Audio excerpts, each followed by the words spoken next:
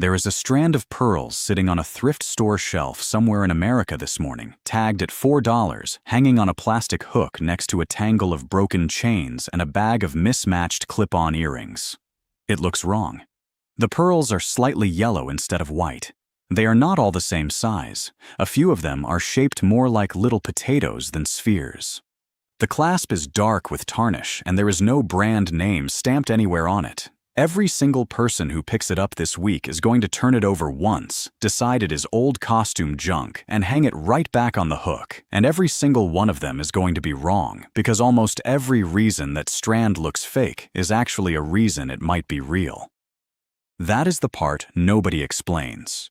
We have all been trained by 60 years of department store advertising to believe that a valuable pearl is big, blindingly white, and perfectly round, and that anything else is glass. That belief is backwards. Perfect uniformity across an entire strand is one of the most reliable warning signs of an imitation, because nature simply does not manufacture 40 identical objects. The strands that look slightly off, slightly uneven, slightly too old-fashioned are frequently the ones worth stopping for.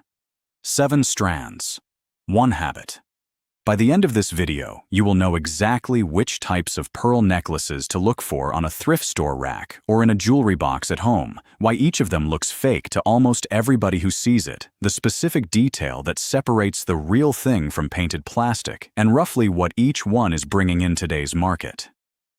Before we start the list, I want you to build one habit right now because everything else in this video depends on it. Do not judge a strand by the pearls. Judge it by 3 things you can check in under a minute: the clasp, the knots, and the drill hole.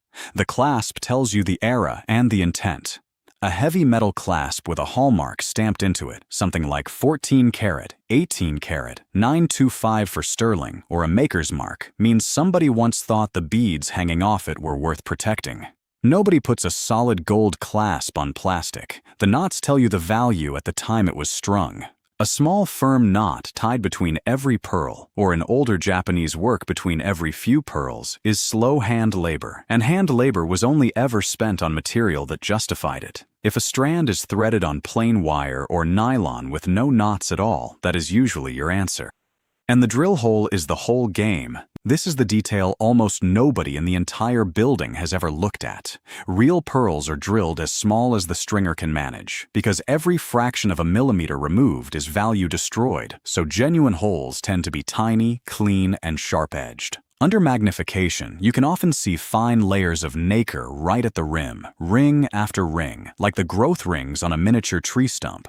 Imitation pearls tend to have larger, sloppier holes, and the coating around them chips, flakes, or peels away over time, sometimes exposing the glass or plastic bead underneath. Clasp, knots, drill hole, that is it.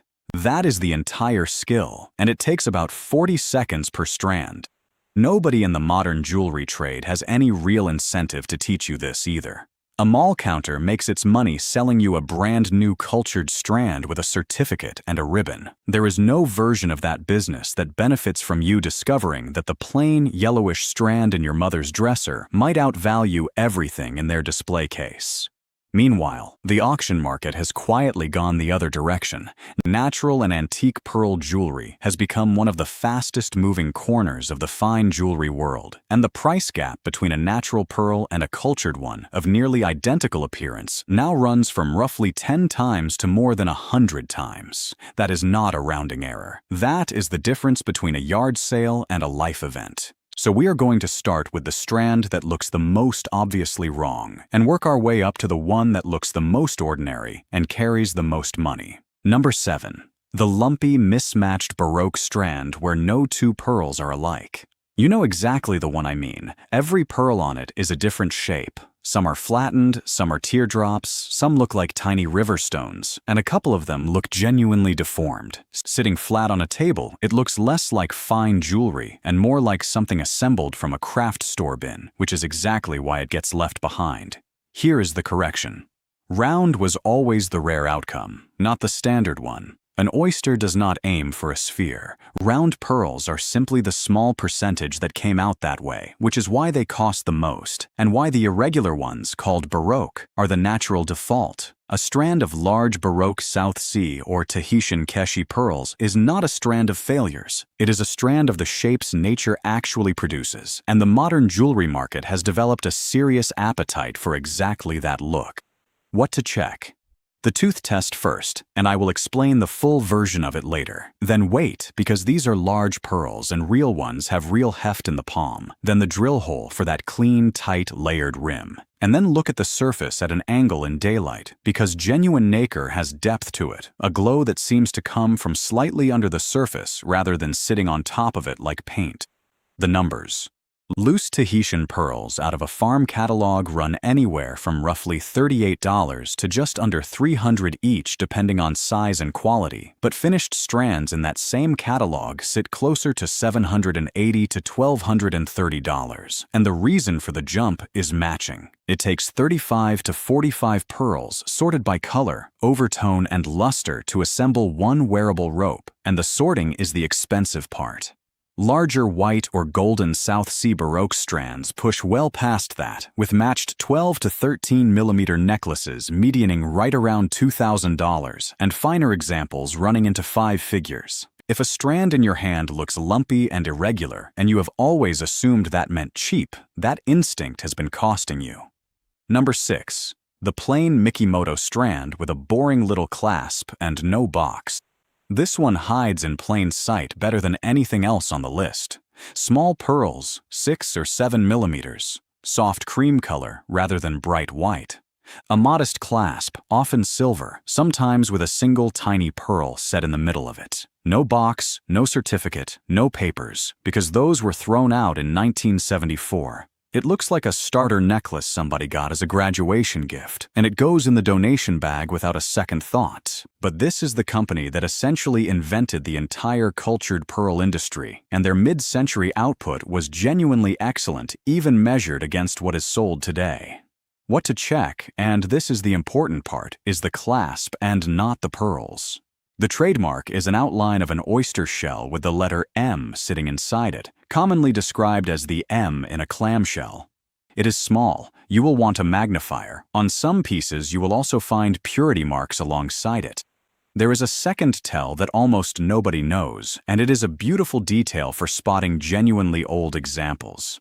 Vintage strands from this maker were traditionally threaded on doubled silk with knotting only between every 4 or 5 pearls, not between every single one, because individual knotting was seen in Japan as interrupting the flow of the strand rather than improving it. Western restringers almost always knot every pearl. So an old strand with that sparse, every few pearls knotting pattern is showing you original Japanese work. One more filter. Vintage pieces from this house were set with cream to white pearls. Colored pearls under that name are a modern product, so a vividly colored strand claiming to be a 1950s example deserves suspicion. The numbers. High-grade strands from this maker routinely achieve 50 to 70% of original retail on the secondary market, which for a mid-century piece regularly lands in the several hundred to low thousands. Pieces from the 1950s through 1970s carry a premium for scarcity and styling, and the single biggest value swing is paperwork, because a strand that still has its original clasp, its box, and its certificate together is worth dramatically more than the identical pearls with a replacement clasp and nothing else. If you have that box in a closet, do not throw it away. It is not packaging, it is part of the asset. Number 5. The strand that genuinely is fake and is worth more because of it. Here is where people's heads tilt, so stay with me. There is an entire category of pearl necklace where the pearls are unquestionably glass or resin, where nobody is pretending otherwise, and where the strand is still worth more than most real ones on this list. The reason is that a handful of 20th century design houses made faux pearls a deliberate statement rather than a cheap substitute, and collectors today are not buying the pearl. They are buying the maker, the era, and the design. What to check? The clasp again? Always the clasp. You are hunting for a signature, a stamped plate, a small hanging oval tag, or a maker's mark worked into the findings themselves. On the finest costume work, you will also notice construction quality that has nothing to do with the beads. Hand-wired gilt filigree, layered glass and crystal spacers, weight and density in the beads that cheap imitations never bothered with. If a supposedly worthless costume strand feels substantial and looks obsessively constructed, stop and find the mark. The numbers, and these are real auction results. A 5-piece set from one of the great French houses, built around a faux pearl choker with a brooch and 2 pairs of crystal earrings, brought $2,772 in 2024. An unsigned necklace of fake pearls and lucite from the same house still managed $875 in 2021. A beaded set from one of the most collected American costume houses sold for $2,400 in 2023. And among collectors of that house, even a single strand of faux Baroque pearls carrying the correct mark is considered noteworthy. So if you have ever put a strand back on the rack because you could tell at a glance the pearls were not real, understand what just happened. On this particular category, that was never the question that mattered. Number 4. The dark strand that looks like it was spray painted. Charcoal, gunmetal, sometimes with a green or purple flash across it in the light. Americans have a very fixed mental image of what a pearl is supposed to look like, and it is white, so a dark strand reads instantly as dyed glass beads. Onto the clearance rack it goes. The correction is straightforward. Tahitian pearls come from the black-lipped oyster, and they are the only cultured pearls that grow naturally dark. Nobody is dyeing them. That color is the animal. What to check?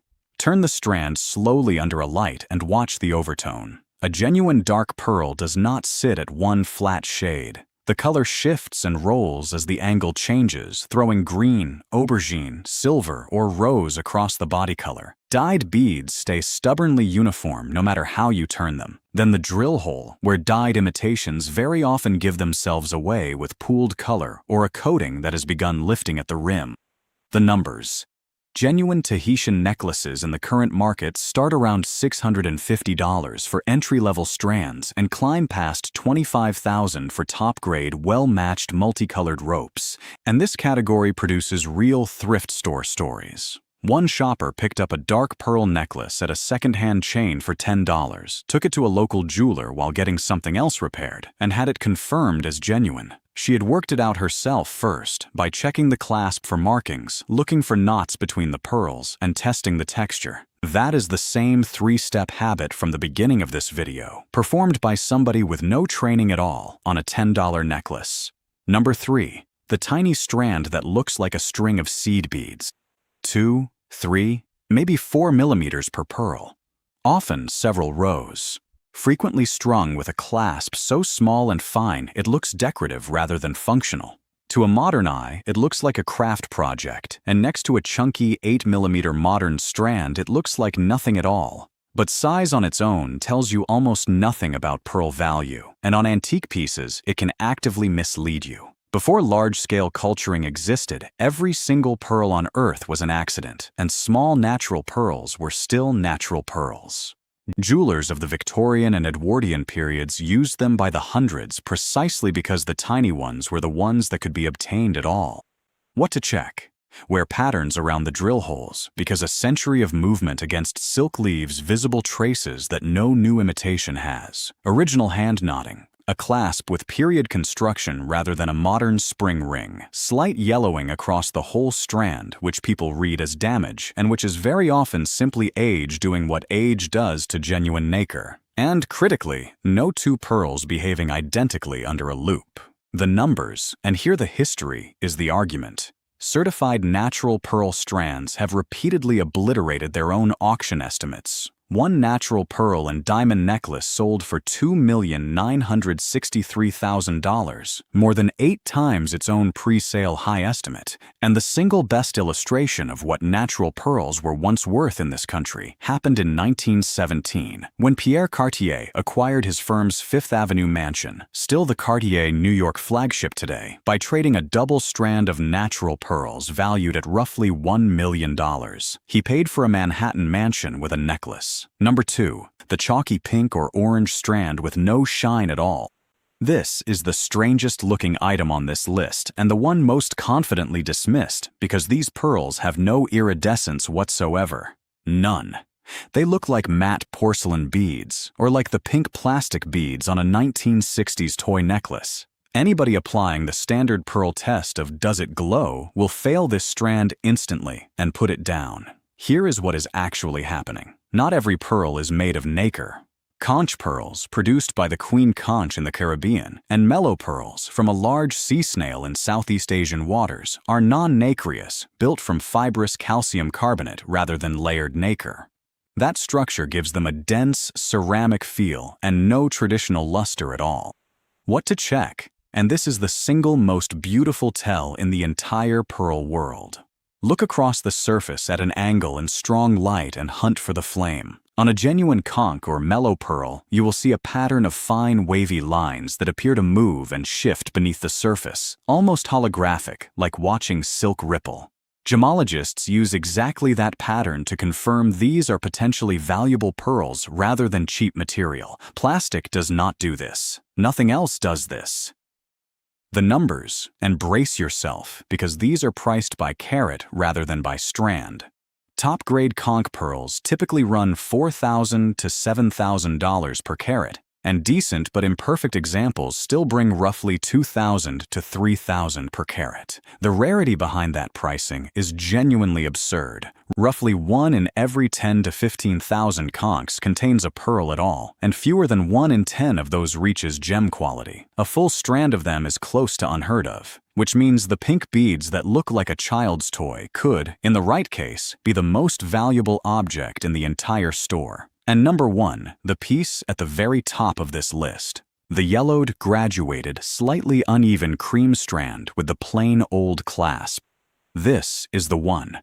This is the strand that looks the most like nothing, that gets tagged at $4, that walks past every trained eye in the building.